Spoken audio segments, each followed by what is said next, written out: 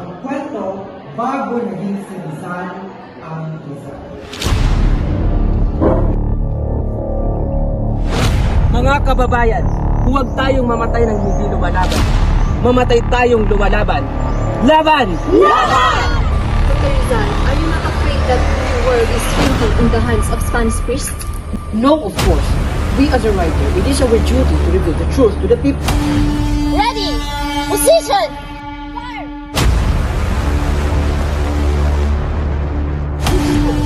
Panahon na para lumaban! Hindi laban ang pinag-uusapan dito. Hindi natin malalaman kung hindi natin susubukan. Oo, maliit lamang tayo, pero kakayanin natin ang pagmamahal sa bayan.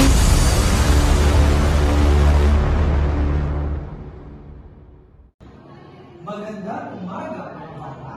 Ngayong araw ay ating tatalakayin ang kwento ng buhay ni Rizal.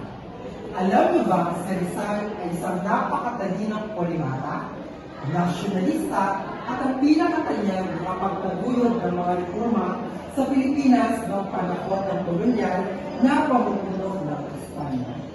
Ikaw, alam mo ba kung saan at kailan ang pinanganak si Rizal? Marami ay hindi alam. Pinanganak si Rizal noong Hunyo 1861 sa Calamba, Laguna. Pinagpatuloy niya ang kanyang mas mataas na edukasyon sa Maynila at Europa, kung saan nakakuha siya ng degree sa medisina at naging masigasig na kasapi ng Ilosario Colon. Nagtataguyod ng mapayapang pagbabago at mas malaking karapatan para sa mga Pilipino. Sa kabila ng maraming balakid at kabilang ang pagtatanggi at pag-uusig mula sa mga kolonyal na otoridad, nanatiling matatag si Rizal sa kanyang misyon. At ito ang kwento bago naging si Rizal ang Rizal.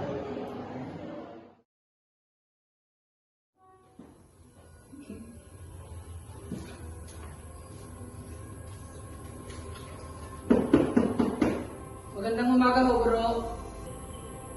Magandang umaga din. Tuloy ka, Tete.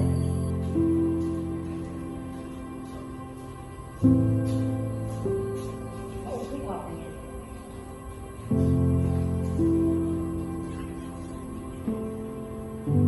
Ano ang may paglilingkod ko sa iyo? Ginang bro, bawat paghinga ko ay takdang pagmamahal at pagtulong sa kapwa kahit hindi ko alam. Sa murang edad ko, nais ko magkaroon ng titulo sa larangan ng medisina nang mas mapadali ang aking pagtulong. Ngunit nais ko lamang ipabatid sa iyo na bilang isang tao, ang propesyon ay hindi lamang yan dapat sinasabi. Ito ay dapat nararamdaman kung ito ba ay para sa iyo o hindi. Ginang bro, aking nararamdaman na nais ko magkapit ng lisensya upang mapanindigan ito.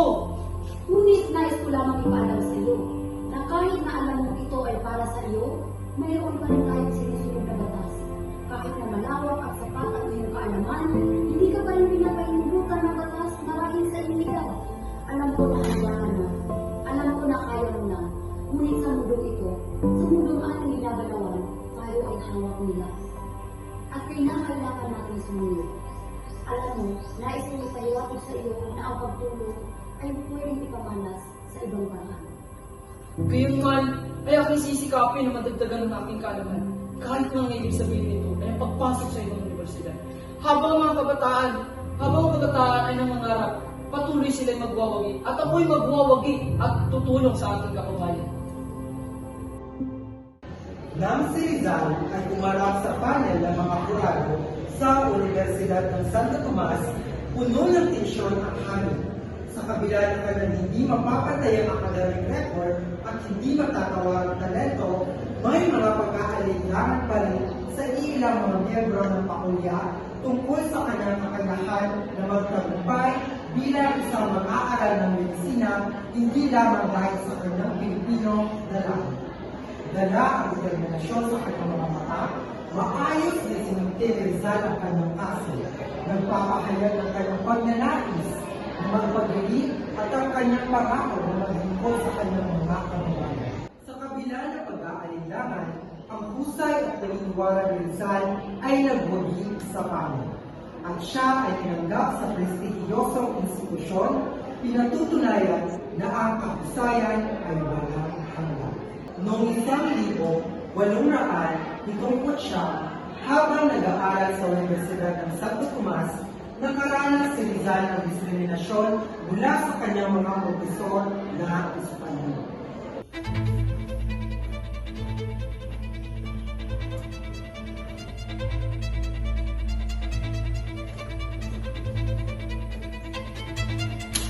Buenos dias, senyorita maestra.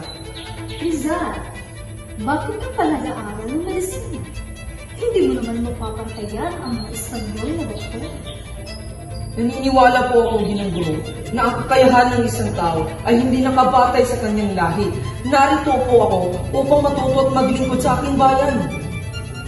Isang Pilipinong nais maging doktor? Huwag ka nang mag-ambisyon ng labis. Alam mo ba ang gustong ito ay mahirap para sa iyo? Oo, alam ko po, pero handa po akong magsumikap at patunayan na kahit ang isang Pilipino ay kayang magipagsabayan sa larangan ng medisina. Dahil naniniwala ako na ang katalinuhan at determinasyon ay hindi lamang po eksklusibo sa anumang lahi. Huwag ka nang umasa. Hindi kita bibigyan ng kahit malaking grado, kahit anong gawin mo. Mabuti pa umalis ka na lang. Kung ganun po ang inyong desisyon, malugod ko po itong tatanggapin. Pero tandaan po ninyo na hindi po ako titigil sa pag-aaral kahit gaano makahirap ang daan. Tingnan natin kung hanggang saan makakita. Makikita po ninyo, hindi ako susuko.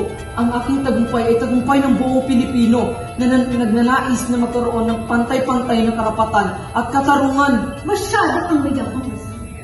Tandaan mo, nasa Espanya ang kapangyarihan. At tandaan niyo rin po na ang kapangyarihan ay nasa hustisya at katarungan.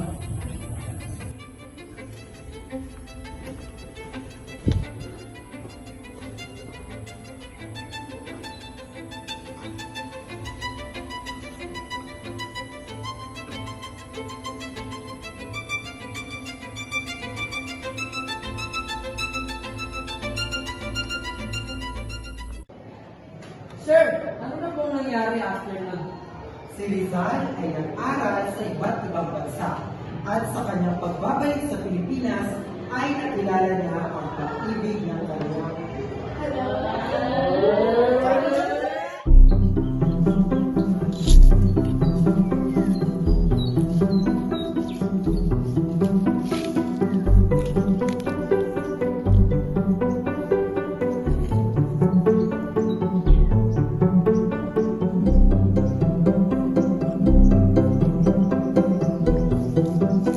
Sumama kayo sa akin.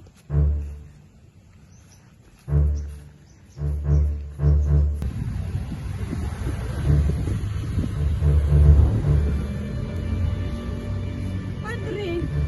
Dito na po sila. Ano ang inyong nakita? Ano ang inyong nakita? Nakita po namin si Pepe at si Lola na may kasama. Ipatawag si Rizal. Nais ko siyang makausap.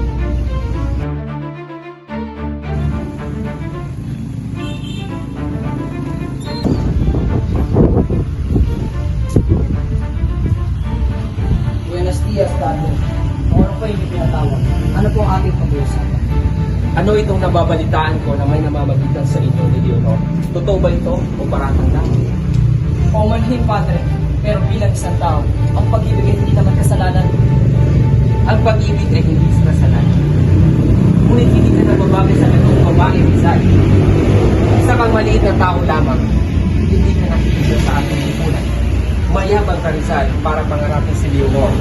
Hindi ko papayagan ang inyong pagmamahal. Kung ganyan po ang inyong desisyon, makakasalan ko po si Maria. Hindi maaari. Ikaw na hamag na tao lamang. Hindi ko papayagan sa aking simbahan ang inyong pagmamahal.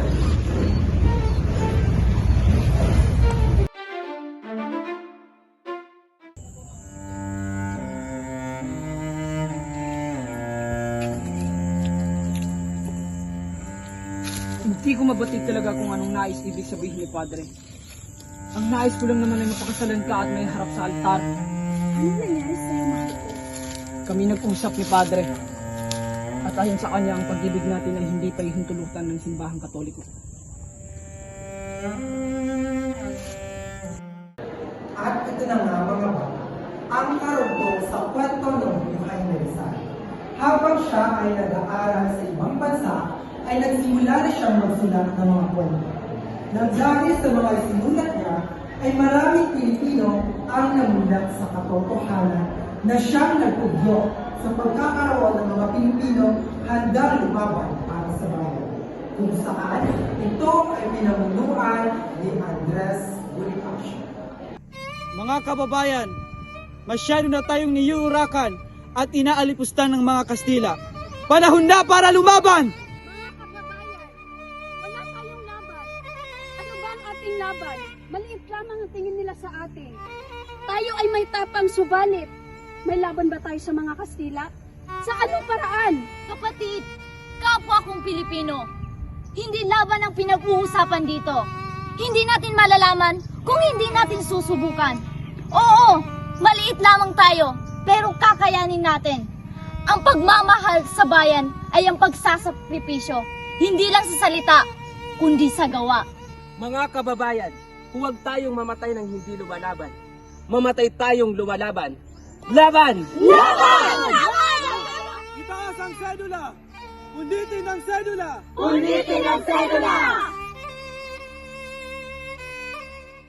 Sa isang bill na tanggapan sa Maynila, nakaupo ang opisyal ng kolonyang Espanyol, Gobernador General.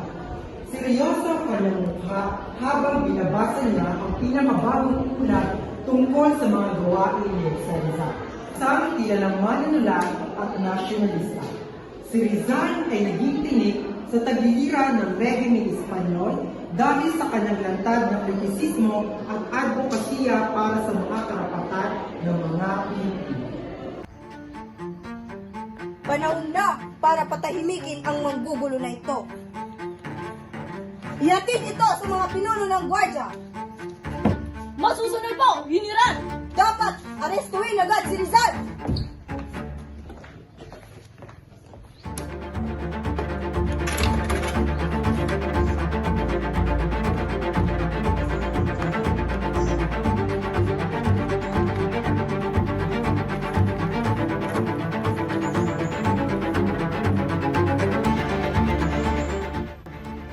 Ito na ang liham may pinagbibigay ng ating General.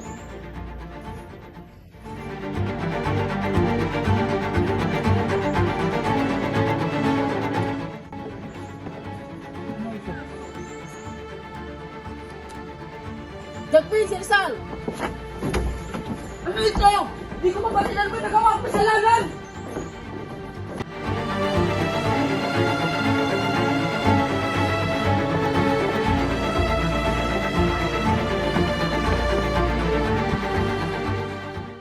Sa maagang umaga ng Disyembre 30, 1896 sa Maynila, mabigat ang hangin ng pag-asa at kalungkutan. Si Dr. Jose Rizal, isang kilalang Pilipinong nasyonalista at revolusyonaryo, ay matatag sa kanyang huling mga sandali. Hinatulan ng paghihimagsik laban sa pamahalaang Espanyol. Ang kanyang pagbitay ay nakatakda sa bagong bayan. Dr. Rizal, we understand your desire for freedom, but we must ensure the stability in the region. How can we support your cause without causing further conflict? Captain, our people want freedom and self-determination. Any help we must give, respect our sovereignty and our rights to decide for our future cooperation. Not dominance will bring lasting peace in our beloved country. Your point of view is clear, Dr. Rizal. We will consider your request and work together for a relationship that respect and interest of both parties. Dr. Rizal, are you not afraid that your world is shrinking in the hands of Spanish priests?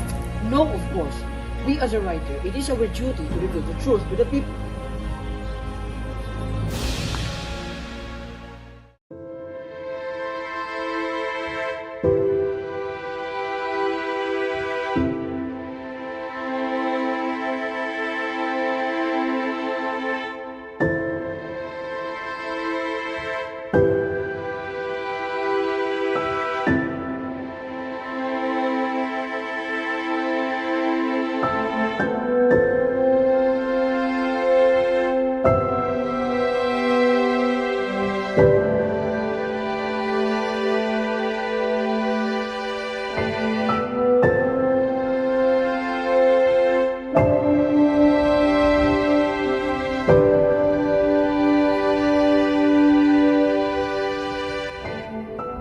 Ready! Position! Fire!